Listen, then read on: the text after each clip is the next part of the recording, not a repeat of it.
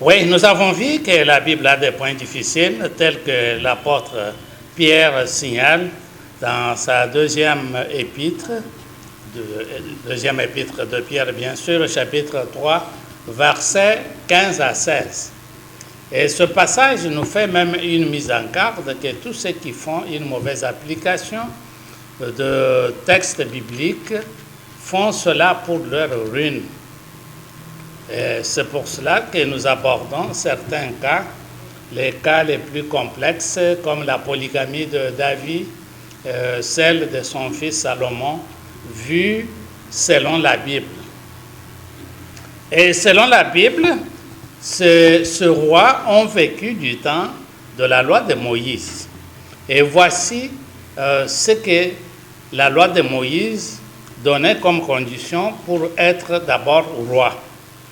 La première condition, il fallait être choisi par Dieu parmi les citoyens hébreux, comme nous le voyons dans le livre de Deutéronome, chapitre 17, verset 15.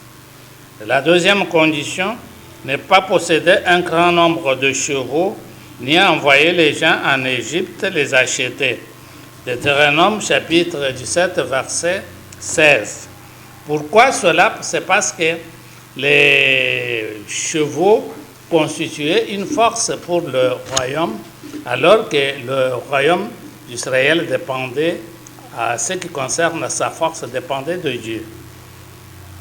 Et puis, la troisième condition pour être roi en Israël, n'est pas avoir de nombreuses femmes et ne pas faire de cumul de l'or et de l'argent.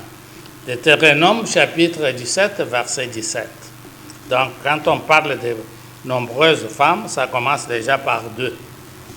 Faire la copie de la loi de Moïse pour la lecture et l'application personnelle. Donc, chaque roi devrait avoir la copie de la loi de Moïse pour ne pas violer la loi.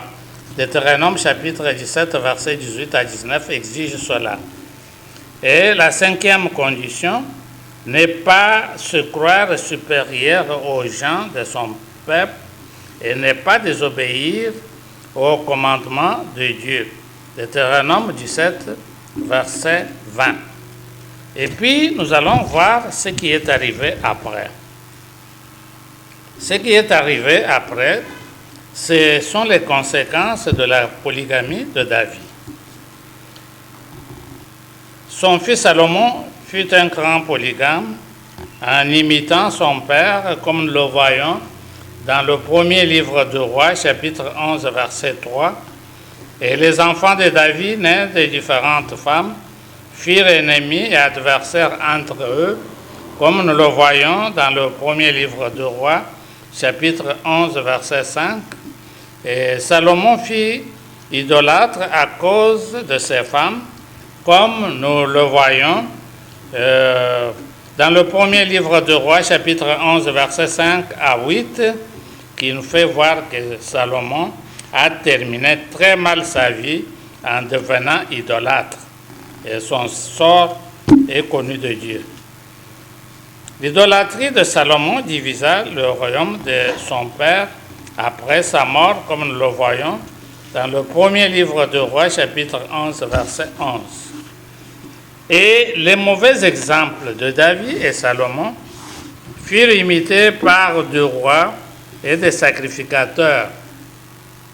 Nous voyons cela dans le deuxième livre des Chroniques, chapitre 24, verset 3, où un sacrificateur autorise à un jeune roi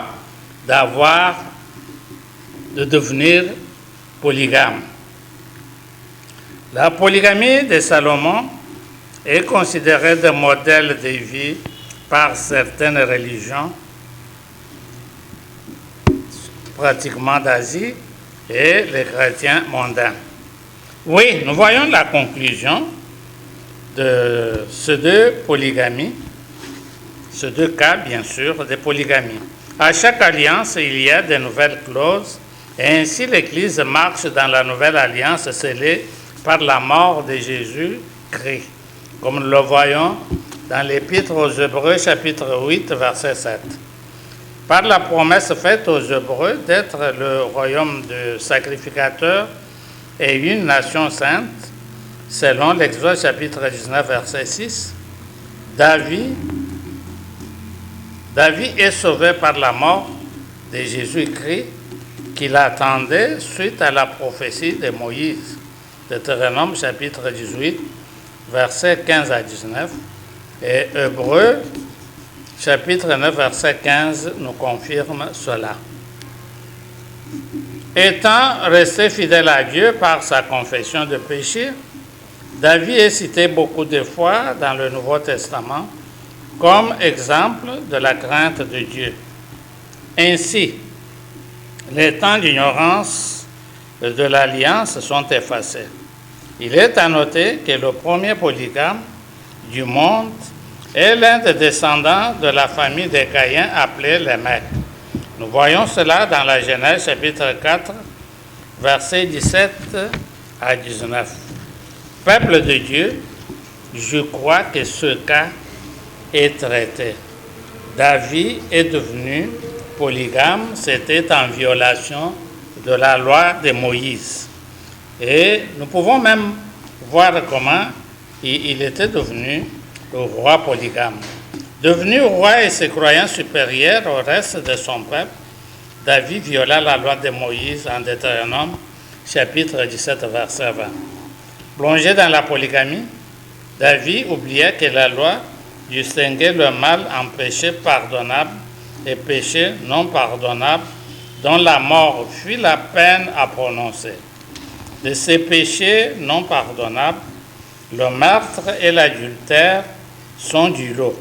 Lévitique chapitre 20, verset 10, Deutéronome chapitre 22, verset 22. Et puis, Nombre chapitre 35, verset 16 à 21. Oui, David a fait toutes ces bêtises.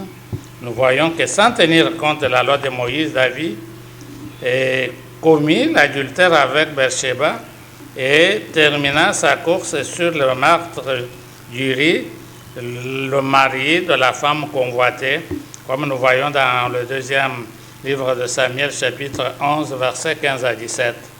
Le péché consommé, Bathsheba fut aussi l'une des femmes de David, comme nous le voyons dans Samuel, deuxième Samuel, chapitre 11, verset 3, et puis verset 23 et verset 34. Peuple de Dieu, les conséquences de la polygamie sont là pour le cas de David et de Salomon, qui avait bien violé la loi de Moïse. Et si ils étaient les gens du peuple, ils devraient être lapidés. Et ils n'avaient pas obéi à la loi de Moïse. C'est pour cela que nous avons traité ce cas d'une façon biblique, sans avoir des points de vue des hommes. Que Dieu nous bénisse.